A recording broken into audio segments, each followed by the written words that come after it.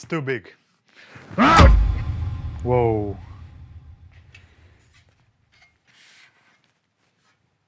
Bigger is not always better. And let's start with a round of applause. Greetings to the best liquid cooling community on the planet. My name is Matic and I'll be showing you everything you need to know about the 4090 FE Waterblock and also the active backplate set. From the disassembly of the 4090 Founders Edition GPU to step-by-step installation of the 4090 FE Waterblock and active backplate set. In the end, we'll also show you many needed tips and tricks. Video is time-stamped, so you can skip right away to the part that interests you the most. And do not forget to contact our renowned customer support anytime you need it or have a question. Now let's start by checking the box content. The new EK-Quantum Vector² FE RTX 4090 Waterblocks and active backplate sets especially effortlessly solve the issue of excessive heat generation during high load on the GPU core voltage regulation module and the GDDR6X VRAM of the Founders Edition RTX 4090 graphics card.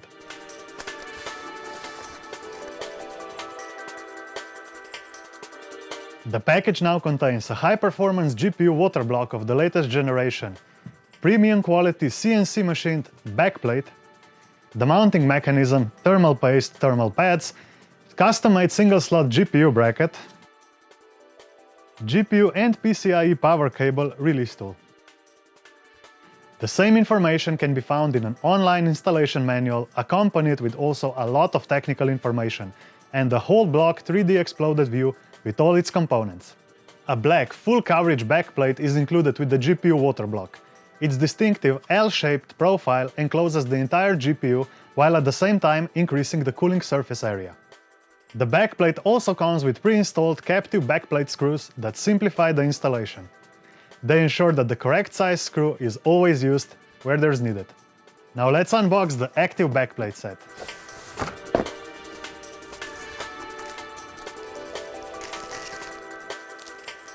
This is the ultimate cooling set, and it consists of a high-performance GPU waterblock and the latest generation of active backplate cooling solutions as a single enclosure. The GPU backside cooling is now provided by a full-blown waterblock with its own copper cold plate and a full-length acrylic top.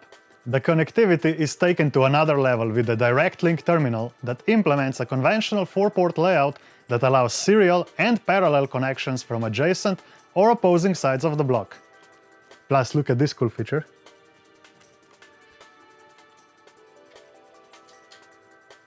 The new look of the next-gen waterblocks is dominated by minimalistic straight lines. An 11mm thick copper cold plate and a full-sized backplate waterblock are used for all the Vector² GPU active backplate cooling enclosures. For the Plexi versions, the RGB lighting is now deployed on the longest edge of both the front and the back side of the blocks for improved fidelity and brightness from every viewing angle. The LED PCB is concealed inside clean aluminum extrusion. Thank you. The acetal version of the Vector² GPU waterblocks are all black and stealthy, but are still equipped with a sophisticated addressable RGB light guide that goes around the entire waterblock, making an elegant visual effect even on the backside. We will talk all about the other features later on in the video. So let's begin. First, we'll need to disassemble the stock 4090 FE cooler. Thanks. And for that, we'll need the next tools. Before we start, make sure to properly deal with the static electricity, so no harm comes to the GPU components. Or you can always risk it. We do not recommend that. Start on this side and put some sticky tape on the cover to lift it easier. We'll need a flat screwdriver to unpin the magnetic cover. Insert it in this hole and gently lift it up.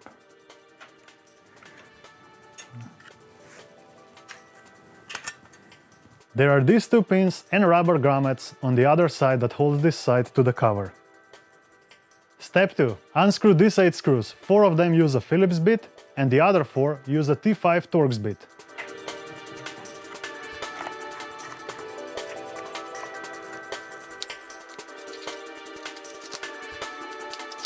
Lift the back plate and do not lose the rubber grommets.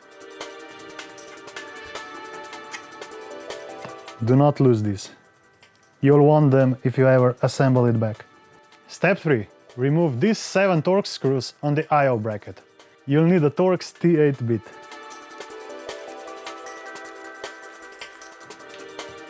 Now safely remove the I/O bracket. Now for step 4, we need to remove the 2 flat ribbon cables and 1 fan cable. I suggest you use the flat screwdriver for this bit. Lift the black part on the back of the connector, like this. Then we can remove the 2 flat ribbon cables. To pull them out, you can help yourself with a bit of sticky tape or just go underneath with your screwdriver and pull it back. It's as easy as that. And we repeat the process on the second one. We lift the black part and carefully pull it out. There we go. Now this one's just a bit different. For the fan connector, we need to slide the clip to release the cable. And then we can lift the cable up away from the connector. We need to push back the clip, and you need to really push it back until you hear the click. Then we slowly raise it up. And there we go, the fans are unplugged. Now for step 5, we need to remove these 4 screws holding the clamping mechanism around the die. Make sure to unscrew them in a cross pattern. And first start by unscrewing all 4 of them halfway. You will need a T6 Torx head screwdriver. Okay, let's begin. We lift the cover and save the screws for later. For safety reasons, also remove the 4 stock washers. They're just glued on top of the back plate, so you can just pull them off.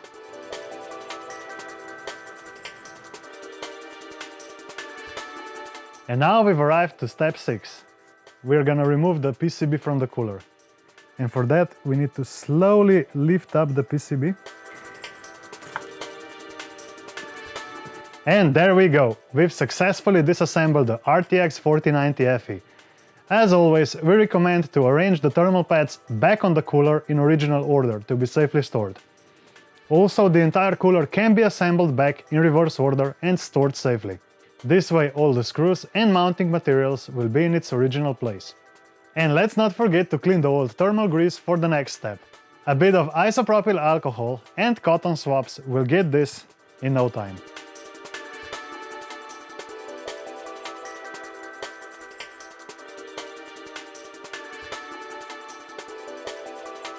To prepare the block or active backplate set for the installation, we'll first need to do some steps.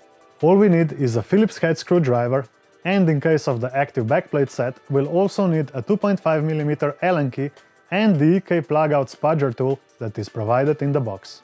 Step 1. We'll unscrew the 6 screws holding the backplate or active backplate to the block. Remove the backplate together with the screws and backplate standoffs. Standoffs must stay on the screws. Remove the PCB cardboard. Save the removed parts for later steps. Okay, let's remove the 6 screws.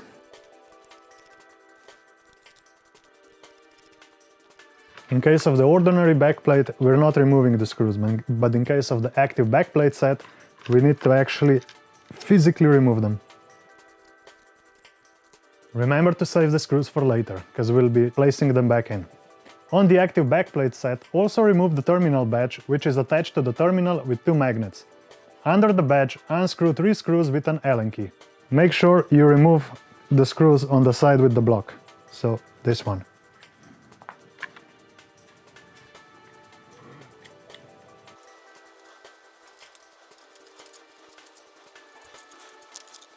Now that we've loosened all 6 screws on the backplate, we should just lift it up together with the cardboard.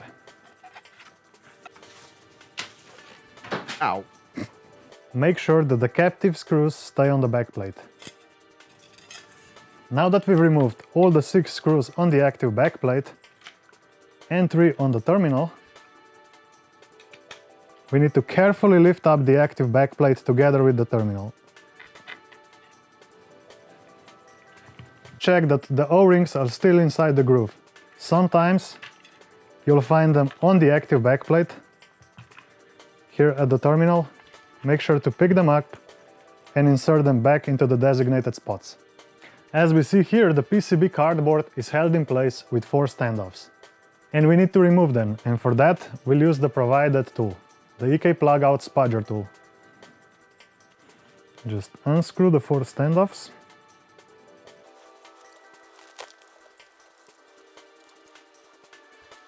Now we can safely remove the cardboard. Dispose of it in a safe manner. Ow. Do not remove any other standoffs. Now this is really important because you want a perfect contact with your GPU. If you notice that any of the standoffs became loose, you can tighten them back with a 4mm wrench. Now we will prepare the front of the GPU's PCB, which is the same process no matter which version you've got at home. Your 4090 FE water block comes with thermal pads that have to be cut into smaller pieces to cover all the PCB components that need to be cooled. You must remove the protective foil from both sides of the thermal pad before installation. Once cut to size, thermal pads should be placed on the PCB as illustrated in the installation manual. One side of the thermal pads is stickier than the other. We recommend to put the sticky side on the PCB for the ease of assembly. The light blue one is the sticky side.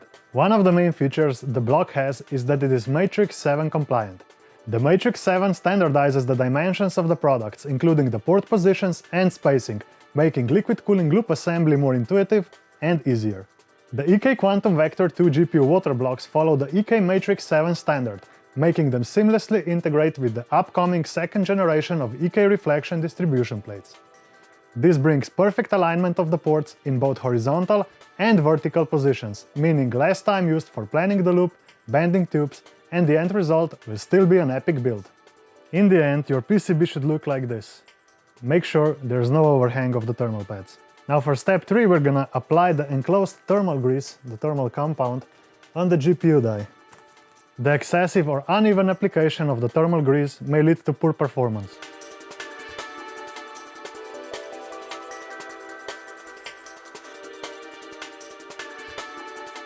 We will go with the active backplate set from here on, but we'll show the differences along the way compared to the standard backplate. For this step, we're gonna carefully position the GPU's PCB on the water block. During this process, make sure you have aligned mounting holes of the PCB holes of the water block.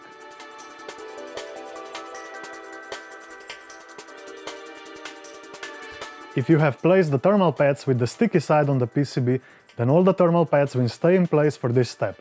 If not, then just flip it and install the water block to the PCB, but it can be a bit fiddly to align the holes. Step 2. Use 5 and 2.5 x 4 AX1 screws and PVC washers to tighten the GPU PCB.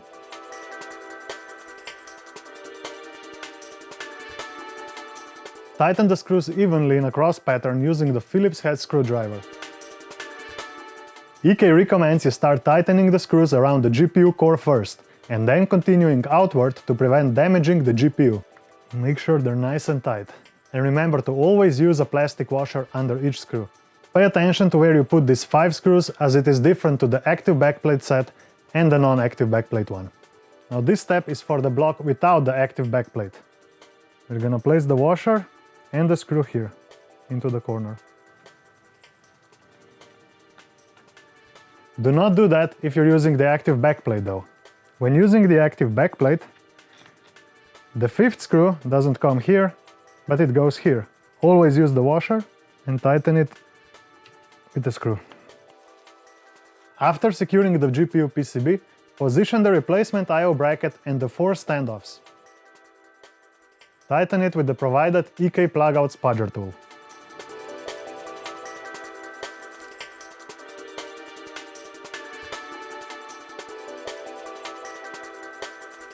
Now I have to mention, if you're using the standard backplate, you're not gonna be installing these 4 standoffs. Instead, you'll have to cut and place the thermal pads according to the installation manual and place them on the backplate. Afterwards, you'll grab the I/O bracket, place it in position, grab the backplate, place that in position as well, and screw in the remaining 6 screws. After attaching the water block, a few more thermal pads need to be placed on the back side of the GPU PCB. Once cut to size, thermal pads should be placed as illustrated in the installation manual. Active backplate set has a different layout compared to a normal backplate, so keep that in mind.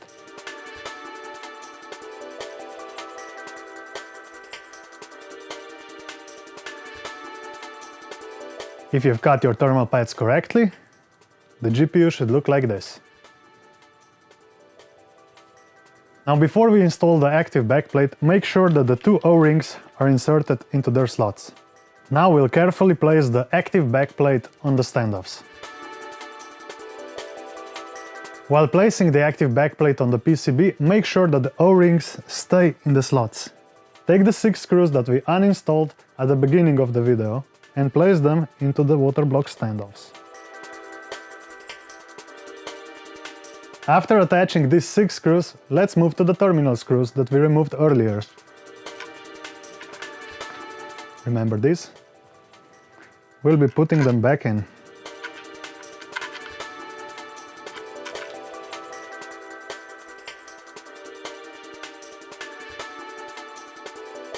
Now that we've tightened them, the terminal badge can be put back on.